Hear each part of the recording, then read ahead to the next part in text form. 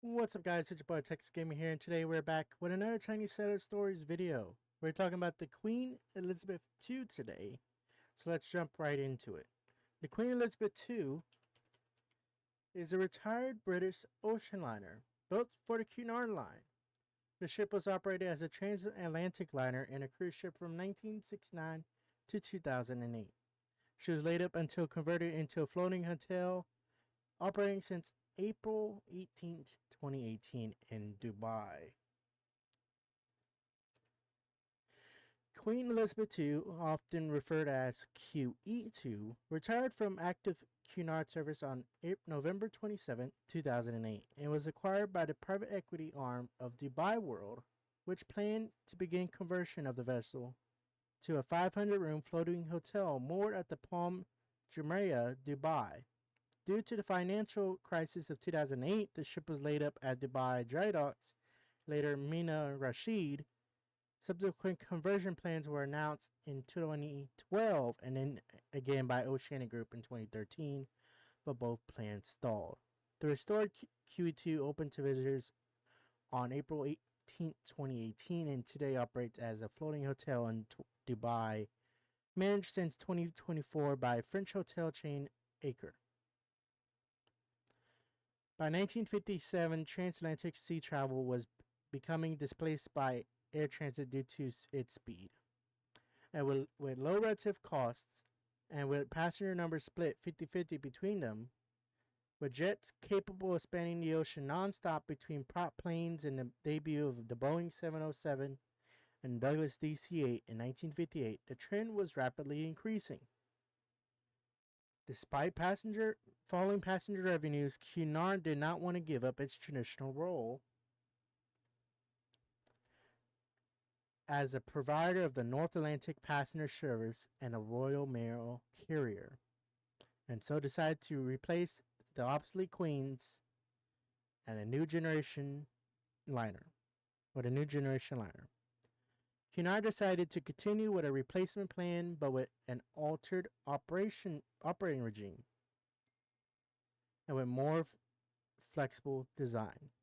Realizing the decline of transatlantic trade, it was visualizing that the new Queen will be dual-purpose 3-class ship, offering first-class cabin and tourist passage for 8 months a year on the transatlantic route, and in a cruise ship in the warmer climates and during the winter months. Queen Elizabeth II's maiden voyage from Southampton to New York commenced on May 2nd, 1969, taking 4 days, 16 hours and 35 minutes, and an average speed of 28 knots. Upon her arrival to New York Harbor, she was greeted by 2 Royal Air Force Harrier jets that hovered on each side of the ship. The Harriers were in New York City at the time, competing in the Daily Mail transatlantic air race. She continued the Cunard tradition of the regular scheduled transatlantic crossings every year of her service life, crossing on an opposite symbiotic summer schedule on the CGT's famous SS France 1960 between 1961 and 1974. Upon the withdrawal of the competing SS France from service in 1974, QE2 became the largest operational passenger ship in the world for a few years until the France was returned to service as the SS Norway in 1980.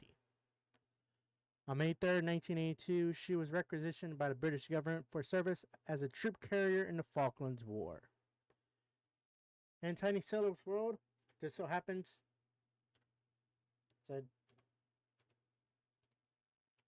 just so happens to have a skin for it. Yay. Thank you, Tiny Sailor's world.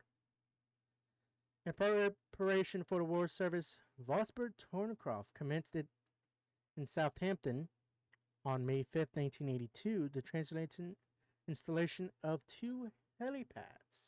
We don't see it on this model, sadly. Transformation of public lounges into dormitories and the installation of fuel pipes that ran through the ship into the engine room to allow for refueling at sea.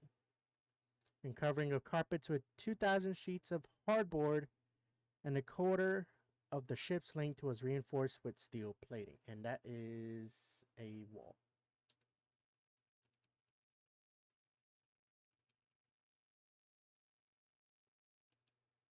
A quarter of the ship's length was reinforced with steel plating, and an anti-magnetic coil was fitted to combat naval mines. Over 650 Cunard members volunteered for the voyage to look after the 3,000 members of the 5th Infantry Brigade. With the ship transported to South Georgia on 12th of May 1982 with only 3 of her boilers in operation.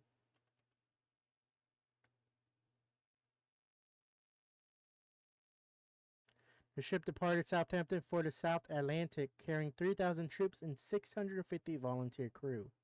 The remaining boilers were brought back into service as she steamed south. During the voyage, the ship was blacked out and the radar switched off to avoid detection, steaming on without modern aids.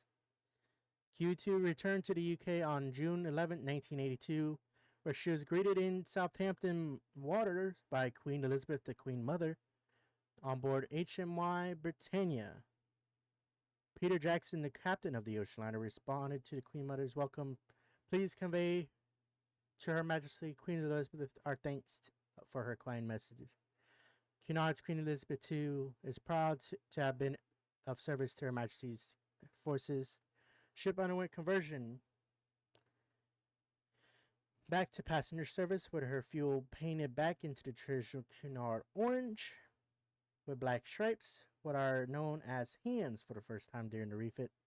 The hull's exterior design was made to repaint to a whole pebble in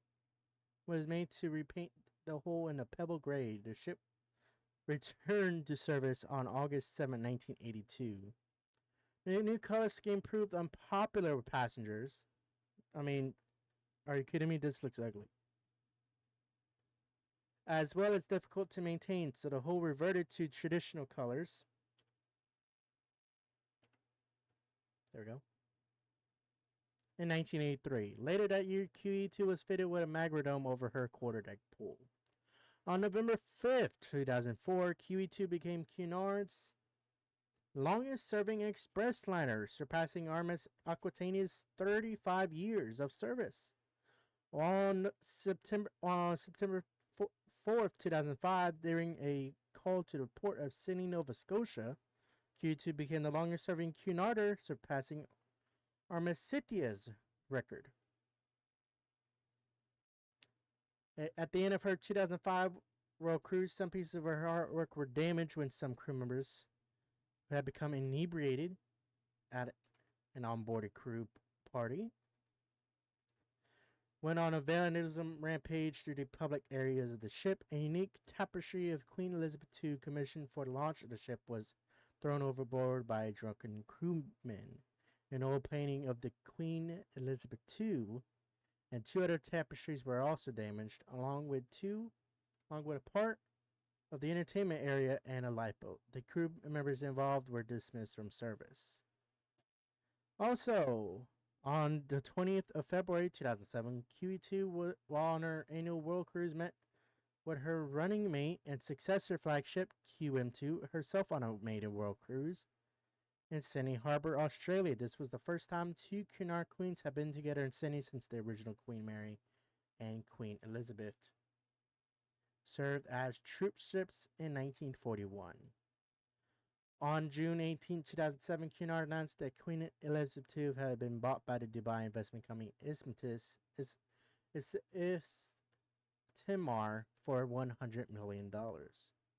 Her retirement, in part, was forced by the incoming June 2010 implementation of the International Convention for the Safety of Life at Sea, SOLAS regulations, which would have forced large and expensive structural changes to the ship. On her final arrival into Southampton, QE2 on November 11, 2008, 1,700 passengers and 1,000 crew on board ran aground in the Solent near the Southampton water entrance at 5:26 a.m. A triangular sandbank roughly equivalent between the mouth of Southampton Water and East Crows named Bramble Bank.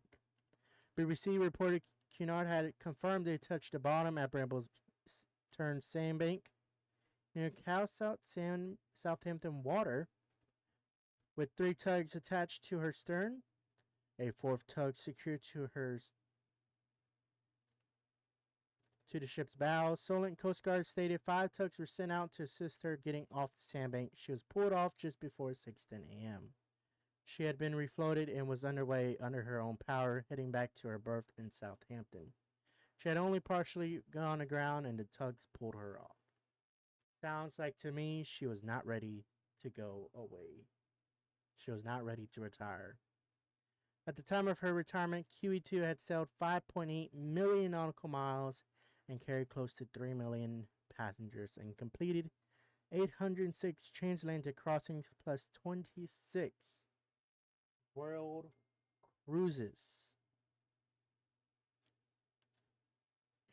Currently, the Queen Elizabeth II reopened in Dubai as a floating hotel in April 2018. Floating as an extensive refurbishment, over 2.7 million man hours were committed to work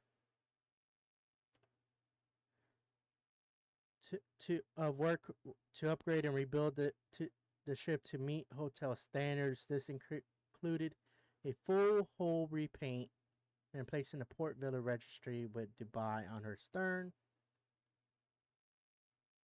It was a soft opening while remaining work continued. On board is a new QE2 Heritage exhibition adjacent to the lobby detailing the vessel's history. The ship was operated by PCFC Hotels, a division of the Ports, Customs and Free Zone Corporation, which is owned by the Dubai government. French hospitality group Acre took over operation of the hotel and attraction in May 2022. Acre announced plans to further renovate the vessel to encompass 447 rooms and has managed the property since 2024. In 2017, they marked the 50th anniversary of QE2's launch. To mark the occasion, Cunard Line, the ship's former owners, arranged a commemorative voyage aboard RMS Queen Elizabeth, a 17-night cruise, including with special activities and theme days. Meanwhile, in Glasgow, the QE2 Story Forum hosted a 50th anniversary conference with Captain Nick Bates as a speaker. Several books were released for the anniversary, including Building the Queen Elizabeth II by Cunard historian Michael Gallagher, and QE2, a 50th anniversary celebration by Chris Frame and Rochelle Cross. So,